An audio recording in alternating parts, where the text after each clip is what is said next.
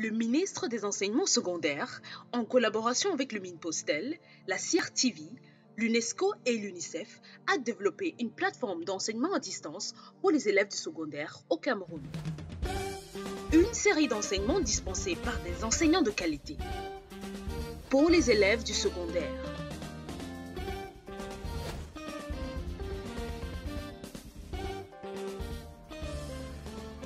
Apprendre n'a jamais été aussi simple avec l'enseignement à distance. Une initiative du ministère des Enseignements secondaires sous la supervision du professeur Pauline Nalova-Lyonga en collaboration avec le ministre des Postes et Télécommunications, la CRTV, l'UNESCO et l'UNICEF. Nous introduisons l'enseignement à distance comme une autre méthode d'enseignement et d'apprentissage qui diffère du cadre de classe traditionnel auquel vous êtes tous habitués. Dans le mode d'enseignement à distance, vous n'êtes pas avec l'enseignant en personne, alors prenez votre temps, détendez-vous, écoutez l'enseignant, prenez des notes et visitez les liens suivants pour toute question ou réponse à vos préoccupations. Allez-y à votre rythme. Nalova-Lyonga, ministre des Enseignements secondaires. Bonjour chers élèves, je suis M. Nké Patrice Aurélien, enseignant de tourisme. Et je vais dispenser aujourd'hui pour la classe de terminale AV le cours sur les techniques d'agence de voyage. Notre cours d'aujourd'hui sera subdivisé ainsi qu'il suit. Une introduction, des objectifs et nous allons essayer d'évaluer vos prérequis pour voir si vous avez retenu les notions précédemment vues. De quoi s'agit-il dans ce module? Comme vous le savez, notre cours est subdivisé en 4 grandes séquences. Et nous avons vu précédemment les 3 séquences, les prestations touristiques, la billetterie, les organisations des manifestations. Aujourd'hui donc, nous allons parler de la tarification d'un produit touristique. Ici, il va s'agir de traiter des exercices sur l'évaluation des compétences, de traiter des exercices sur l'évaluation des compétences globales du module. Nous allons donc avoir comme plan le résumé du module, les activités d'intégration et les documents et liens complémentaires. Comme prérequis, vous devez avoir maîtrisé les notions sur les types de prestations touristiques, l'organisation des manifestations, les notions de billetterie et, naturellement, les notions sur la segmentation. Aujourd'hui, comme je le disais par ailleurs, nous allons parler de la tarification d'un produit touristique qui est subdivisé en 3 séances ou 3 leçons. Nous avons comme leçon, nous les avons précédemment vues, mais à titre de rappel, je vous les donne, la cotation d'un produit touristique, le seuil de rentabilité, le calcul du seuil de rentabilité et aujourd'hui, la dernière leçon de cette série, le yield management. Mais avant, nous allons essayer de poser une situation problème. Et nous allons parler de la vente de produits touristiques.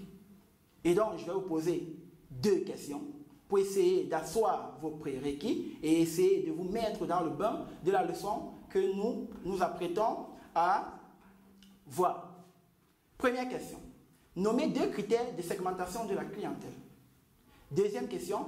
Énumérez 2 tarifs appliqués en tourisme.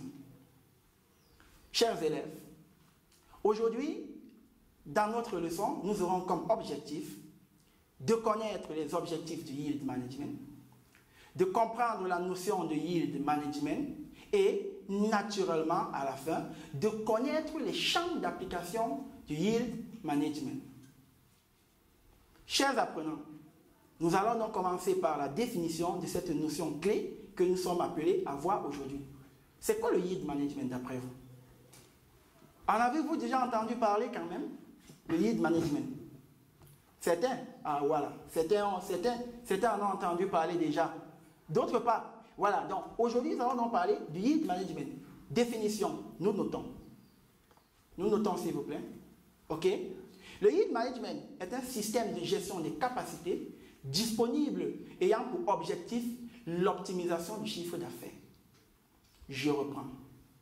Le yield management est un système de gestion des capacités disponibles ayant pour objectif l'optimisation du chiffre d'affaires.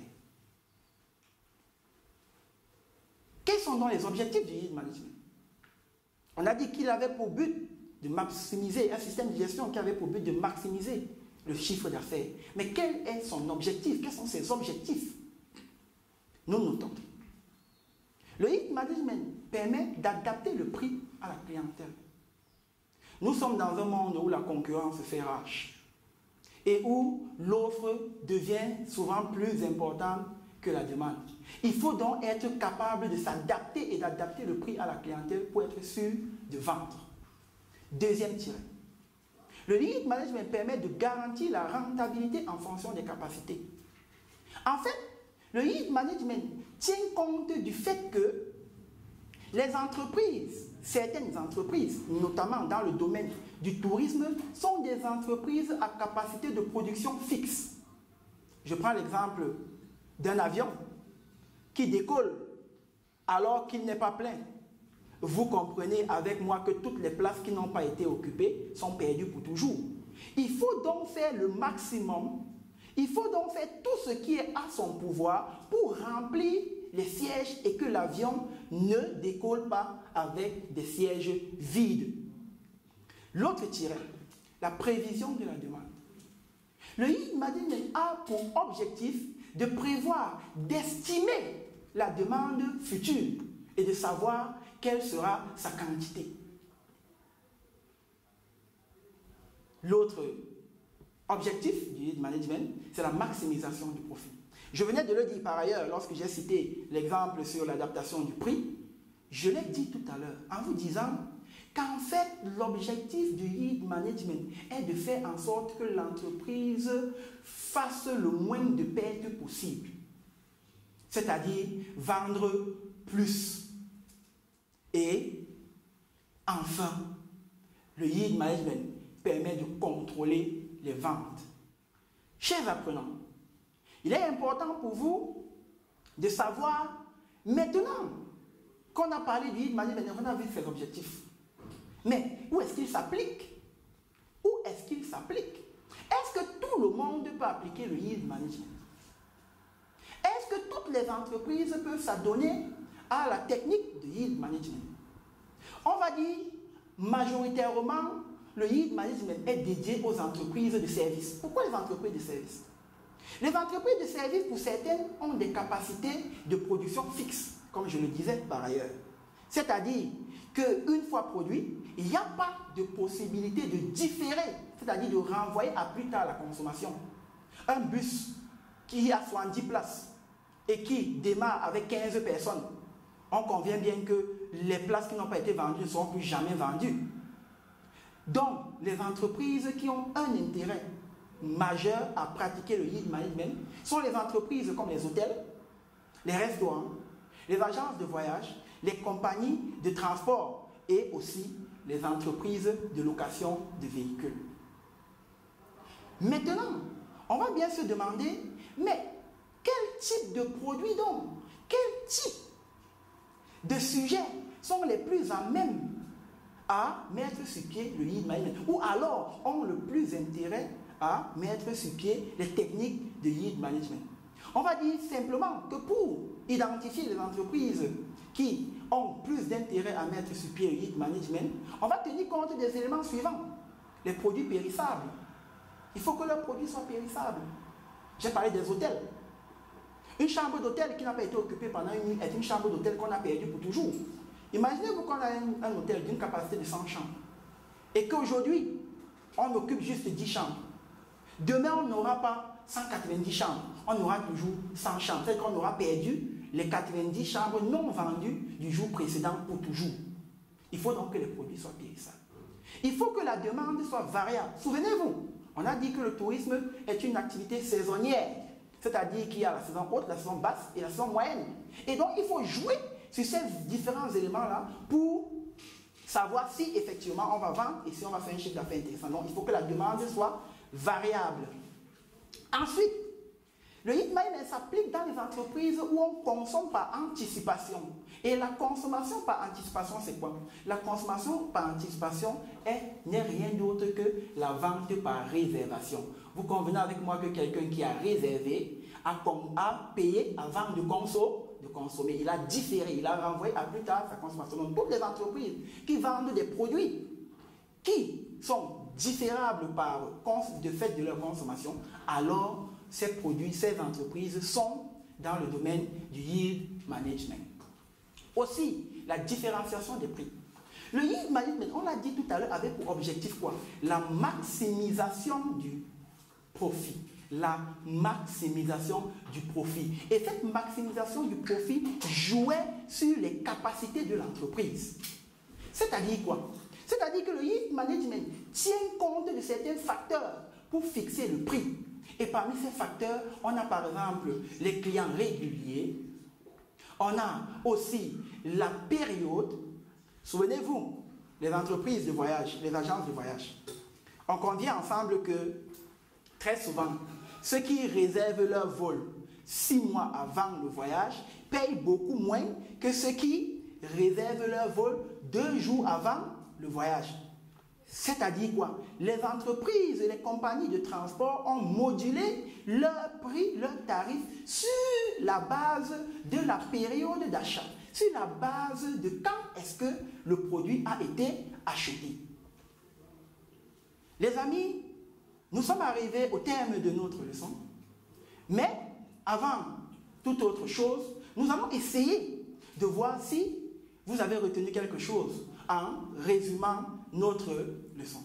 Nous avons dit entre autres que le yield management est un système de gestion des capacités disponibles ayant pour objectif l'optimisation du chiffre d'affaires. Nous avons aussi dit par ailleurs que les objectifs du yield management sont entre autres la prévision de la demande, la maximisation du profit et le contrôle des ventes. Nous avons par ailleurs aussi, dans la même lancée, parlé des champs d'application du yield management. Quelles entreprises sont les plus à même? Quelles sont les caractéristiques des entreprises qui sont les plus à même de pratiquer le yield management? Parmi les entreprises qui sont les plus à même de pratiquer le yield management, on a dit qu'il fallait qu'ils aient des produits périssables, que la demande soit variable et que la vente se fasse par réservation. Et maintenant, comme je le disais pour conclure, dans cette partie dédiée à ce qu'on doit retenir, les domaines d'application du yield management sont toutes les entreprises qui produisent des produits périssables. Nous allons essayer d'échanger sur certaines questions pour être sûr que vous avez assimilé les notions vues durant ce cours. Première question, vous notez, s'il vous plaît, vous notez. Énumérez les objectifs du yield management. Énumérer les objectifs du yield management. C'est bon? Quelqu'un peut essayer? Quelqu'un peut essayer? D'accord. Ok, les objectifs du yield management sont la prévision de la demande, la maximisation du profit. Question 2. Vous notez? J'espère. Question 2. D'accord. Nommez 2 champs d'application du yield management. Quelqu'un peut essayer? Quelqu'un? C'est bon? Ok, d'accord. Les réponses. Il faut que les produits soient périssables. Il faut que la demande soit variable. Question 3. Nommez 2 domaines d'application du yield management. Quelqu'un essaie? 2 entreprises où on peut pratiquer le yield management. Quelqu'un essaie? Ok, d'accord. Nous avons les hôtels, nous avons les agences de voyage, entre autres. Chers élèves, nous sommes arrivés au thème de notre leçon de ce jour et partant au thème du programme que nous devons voir au cours de cette année. Nous n'allons pas nous séparer comme ça parce que nous allons programmer de nombreuses autres séances de travaux dirigés pour asseoir les connaissances que vous avez apprises le long de cette année. Chers élèves, nous vous disons à bientôt.